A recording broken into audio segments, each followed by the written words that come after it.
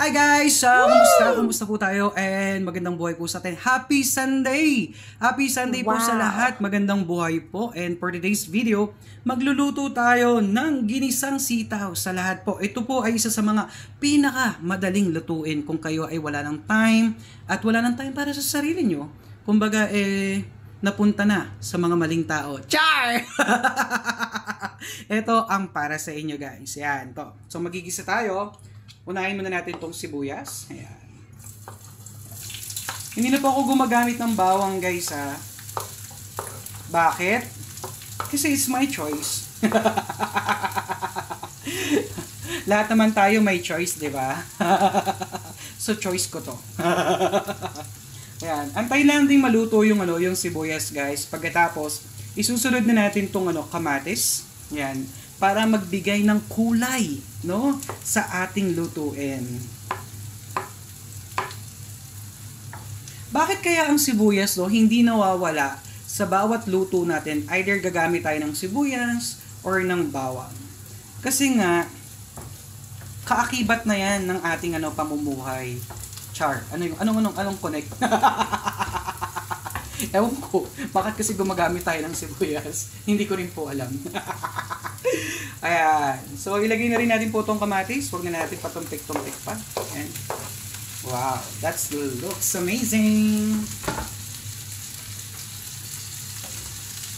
Ito.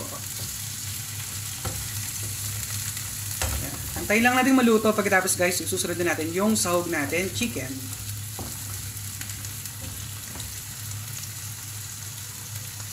Ayan. So, abangan nyo po later. Ayan, so yun na nga guys, habang naluluto na itong ating kamatis at sibuyas, nilagyan ko na rin siya ng pampalasa. So ngayon, ilalagay na natin ang sahog, of course, chicken breast. Ayan. Ayan may pa-chicken breast si Mayor. Ayan, wow. So, same routine. Isa lang natin. Make sure na luto, of course. Ayan. Ang chicken breast naman mabilis naman maluto yan guys. Yan yung aking sahog sa aking sitaw.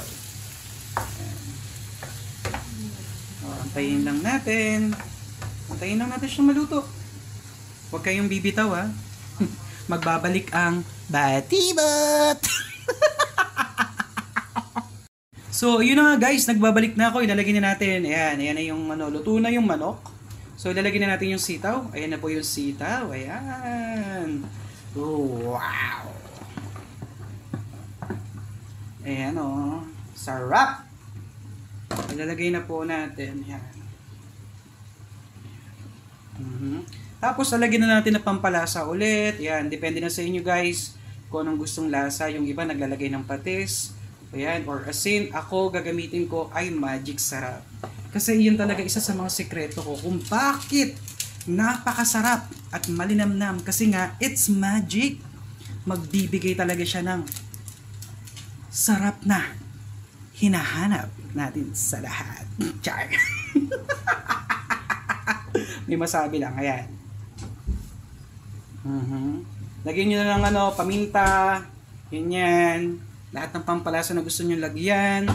Ayan, naglalagay din po ako ng ganyan. Ayan, nilagay ko na rin po yan. Para yung tutunawin ko na lang siya dito. Ayan, ng konti. Ayan. Yes. Diba? Sino pa mag-aakala na nagluluto ako? Akala nyo si tita lang nagluluto Ako din, no? Di nyo lang alam, ang pagluluto ko naman ako sa mama ko. Ako kaya sumunod sa sa yapak niya. Yan, ang sarap. Antay lang natin maluto at maging siguro let it be. Let it go. Let it withdraw. Takpan lang na natin siya ng mga very very light.